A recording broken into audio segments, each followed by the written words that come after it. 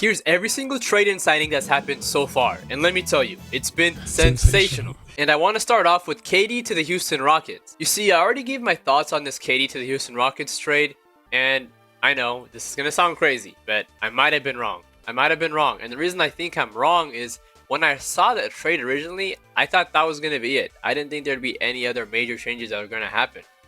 But then I saw this report. The Boston Celtics and the Portland Trail Blazers have agreed on a deal sending veteran point guard Drew Holiday to Portland in exchange for Anthony Simons and 2 second-round picks. You see, this changes things. The Boston Celtics are in a weird position where they have to clear their books because they can't afford to keep everybody. They can't keep their core of Drew Holiday, Kristaps Porzingis, Jaylen Brown, Jason Tatum, and Derek White. It's just too many expenses all around. They also have to accept the fact that this team just isn't good enough with just Jaylen Brown as their star player to actually be a championship contending team. They need Jason Tatum out there. And the sad reality is that ETA on that is a long time. It's an Achilles rupture we're talking about here. So he's not going to see the floor probably for a year and a half to 2 years. Like, that's a long time of no basketball. And in those 2 years, I wouldn't expect you guys to win much. And due to the reality of Jason Tatum being out, plus you guys being kind of not that great without him, your best bet is to just blow the team up. And that's exactly what the Boston Celtics have been doing. They traded Drew Holiday for Anthony Simons, and then bam, I look at my phone, I see a notification. The Boston Celtics are sending Kristaps Porzingis to the Atlanta Hawks in a 3-team deal. The Boston Celtics sent Kristaps Porzingis and a second-round pick to the Hawks, while Terrence Mann and Atlanta's number 22nd pick head over to the Brooklyn Nets. Oh, and the Hawks also sent George Niang in a second round to the Celtics. Okay, so Houston fans are probably now thinking, okay, well, this is interesting, but what does this have to do with your thoughts on the Kevin Durant trade? Well, check this out. With the combination of Kristaps Porzingis and Drew Holiday both having been traded away, and when you take into account the fact that Jason Tatum's injury timeline is looking at around like 2.5 years-ish, it wouldn't be the craziest thing in the world if the Celtics decided, you know what, we've won our championship. It was a fun run. We still have our star player in Jason Tatum signed with us until the 2029-2030 season. Why not just blow this all up and send Jaylen Brown? Send Jaylen Brown to a team in the West. That way we get even more young talent to build on and the draft capital just in case Jason Tatum's not the same after his injury. Plus, you're sending him to the West, a non-competitor. You don't want to send him to the East to a team like the Bucks where you'll have to see them game in and game out come playoff time or even during the regular season back-to-back sometimes. It's a win-win for both teams. Why not take the phone call with the Houston Rockets and say, hey, we're willing to give you Jaylen Brown, give us some of your young guys like Jabari Smith, Tari Eason, or Amen Thompson, and maybe some draft capital. We figure something out, and really both teams benefit quite a lot here because even though the Celtics are losing Jaylen Brown, you're thinking, oh, it's over for that franchise. Like, the Jason Tatum era is done. When he gets back, he might not be the same, and even if he is, he's not going to have a lot of help. That's not necessarily the case because you give Jaylen Brown now. The Houston Rockets have fun. They potentially even win a championship with KD, Alperen Sengun, and Jaylen Brown. Meanwhile, by 2027, you're going to have a lot of draft capital and a lot of young pieces to play with here. Plus, there's a lot of great free agents in 2027. Like Stephen Curry, Luka Doncic, Giannis Antetokounmpo, Anthony Davis, Victor Wembanyama, and last but not least, probably the best player available come 2027, Nikola Jokic will be a free agent. So I think both teams are really winning in the situation because the Celtics have, if they have anything, they have time. They have a lot of time in their hands. They just picked up Anthony Simons. He's a young guy. He's not quite developed enough to do a whole lot. You know, now things get interesting. You have things to play with. And as for the Houston Rockets, you go from this sneaky, maybe potentially contending team to a real championship contender with a legit 1-2-3 punch. You have Kevin Durant, Jaylen Brown, Alperen Sengun's throwing dishes left and right. That's a scary freaking team. If I'm the Lakers, if I'm the Denver Nuggets, if I'm the Golden State Warriors, this is a team I don't want to see come playoff time. And then you get the switch off Jaylen Brown and Amen Thompson's guarding you. Hell nah. There have been some rumors of this trade being in the works, and if you're a Houston Rockets fan, just cross your fingers. Side note, and on a much smaller scale, but also a great play by H-Town, they did re-sign Jabari Smith Jr. on a $122 million extension. They also picked up Dorian Finney-Smith on a 4-year, $53 million deal. This team's getting really deep. They have the veterans. They have the young guys. They have the talent. They have the scoring now, thanks to Kevin Durant. All they need now is an opportunity. Okay, now some of you might know I've been very hard on Tyrese Halliburton and the bum-ass Indiana Pacers. I know, I'm an Indiana Pacer hater. This is what you're here for. Not really, but I'm just gonna drop this and you guys decipher how you think I feel about this. Bam. Damn you! You think you can just back out because you're scared? Cool bar, huh? This place is for mourning. I'm not gonna leave. Not until he comes out of here and lets me fight him. He can't do that. I'm gonna beat you down, you punk! You hear me? Who do you think you are, huh? Dirty punk! Who am I gonna fight now? Who am I gonna fight? He's gone. No! You're supposed to be here for me. Come on, Cool Bar. Thanks to Halliburton's injury, I did feel guilty. Even me myself, I wasn't able to do the whole celebratory "I told you so," you guys suck. The Indiana Pacers had no chance winning the championships. Whole rant spiel that I was building up to do all season long. But since I didn't do anything, it's only right I take this opportunity here. Now that things have calmed down and your front office just hates you also, so I might as well hate you as well. Haha, y'all suck. And I just wanted to read out SGA's Instagram caption. And if you know SGA, he does this thing where he likes to just rap on every single freaking IG post. And this post he said, "But first, make sure to subscribe and hit that like button below, because if you don't, I'm gonna personally make sure that Nico Harrison is your next GM. And trust me, nobody wants that." I spent the last few days thinking, and while I reflected, I accepted that half of the opinions on our trajectory were rooted in resentment. It was in front of your face all year, but you chose to neglect it. The more milestones we reached, the more people disrespected. They tried to say we were too young, hated on how we were connected, predicted our downfall every step of the way, and when we succeeded, they acted like it was expected. We ignored the noise. They said I was being nonchalant because I never would address it. Why would I shed light on rage bait and misdirection? I'd rather be the reason that you stand corrected, staring at the Larry O. My only competition is the man in the reflection. Dude, this guy's a poet. That is my MVP. That's why I told you guys, don't play with him. But y'all continue to play in his face. Y'all Pacer fans are talking crazy, talking about, we might go ahead and sweep these guys. Nah! You know it, I know it. Yeah, shout out to Oklahoma. Y'all did your thing. First championship. I'm a Sonic fan, so fuck y'all. But hey, shout out to y'all. The Dallas Mavericks have extended Kyrie Irving on a 3-year, $119 million extension.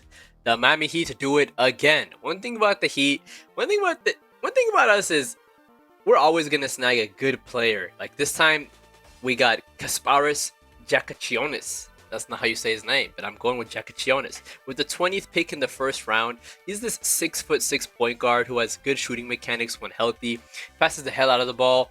We're gonna always get some under the radar player that's full of potential come draft time. Now, free agency on the other hand, I don't want to even get into that. I just don't think it's a good idea for my mental health.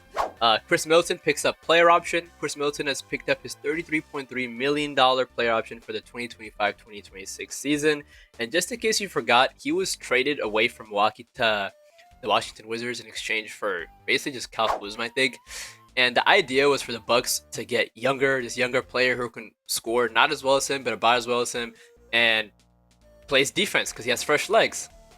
And then come playoff time, Kyle Kuzma, he didn't score the basketball or play defense. So, hey, shout out to y'all. Y'all try to do what's right for Giannis to get him some help, but y'all really fumbled there. That was some bad stuff. Also, just a few days ago, the Wizards traded away point guard Jordan Poole and forward Sadiq Bey, as well as this year's 40th overall pick to the New Orleans Pelicans in exchange for CJ McCollum and Kelly Olynyk, and a future second runner. Now you might be thinking, that's interesting. What's more interesting to me is Kelly Olynyk is still in the league. I remember when he was on our Heat team, bro. He'd be spacing the floor. One thing about this guy, he gonna stay on a roster. This guy, and I'm also gonna talk about someone who can stay on a roster, Torian Prince. Tauren Prince. This guy must be a networking genius. He just stays on the roster. This time, he was signed again by the Milwaukee Bucks on, well, what was it? A 2-year, $7 million deal.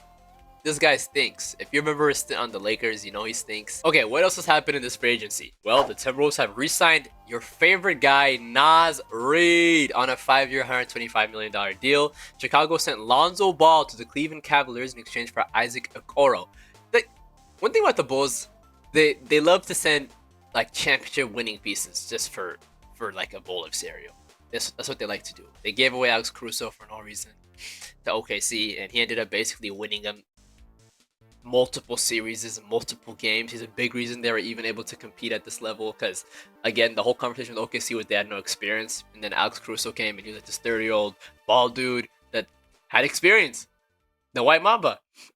And so yeah, they do it again. They give away Lonzo Ball, who I think is still really great when healthy. He just hasn't been able to stay healthy. If he's able to stay healthy, this Cleveland team now is a competent point guard who's not 6 foot. Darius Garland's problem is he's just so small, he can't clamp up. Whereas Lonzo Ball got clamps and he can shoot now. So, what else? Bobby Portis signs a $44 million deal with the Bucks.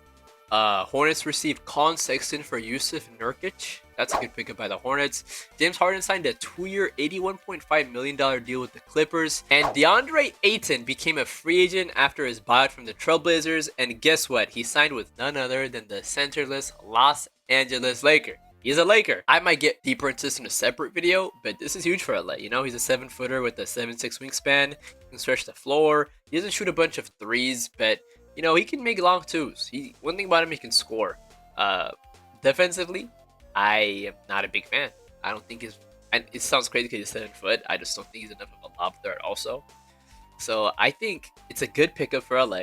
It's good. I hope he's a backup. I hope this isn't it. This free agency's just begun. You just picked up DeAndre Ayton. This is not enough. I don't think you guys are contenders now. You do still need another center. A guy like, I don't know, the guy who's been sitting on his couch the last 3 years, Dwight Howard, who won your championship in 2020. You should get somebody like that. I don't know why you don't get him on a veteran minimum. You just need someone who's 7 foot tall, 6'10" maybe, who can just play defense, get rebounds, and catch lobs. But even still, this helps out LA a lot. I'm not sure if it's enough to get LeBron to stay in LA.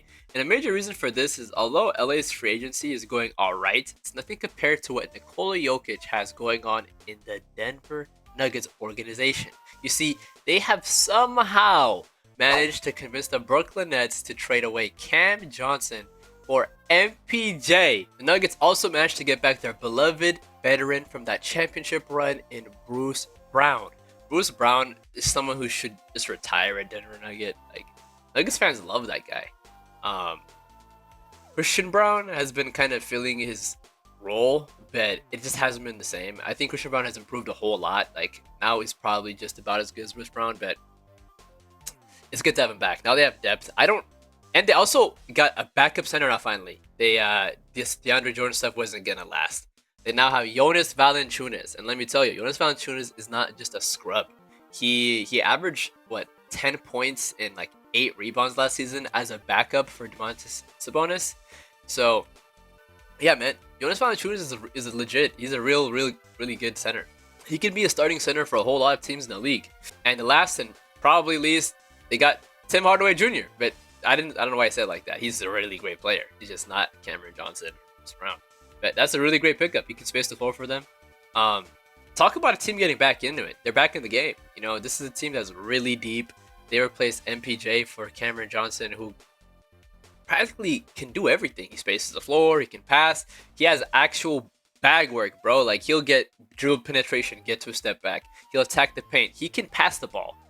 He passes the ball. MPJ does not pass the ball. I don't think MPJ is the player that passes the ball so you can pass it back to him in the corner. Like, he just wants to shoot. To his credit, he can shoot the hell out of the ball. But damn, man, when the shot's not going, there's not a whole lot he's actually providing to the team in like a playoff setting. When he can't hit a shot, he's just there. He's like kind of dead weight. I know that sounds harsh, but there's a lot of games in this last recent playoffs. I know he was injured, of course, but he was just there. He didn't do it a whole lot. I didn't notice him. And with Cameron Johnson, things are gonna change in Denver. You guys are probably becoming favorites. I even have you guys over the Houston Rockets, to be honest with you. And side note, shooter Jake Lavaria has signed with the Los Angeles Lakers as well. D'Angelo Russell is now a Dallas Maverick. The Hawks signed Nikhil Alexander-Walker, snagged him away from the Minnesota Timberwolves, so just paid him more than the Wolves were going to pay him.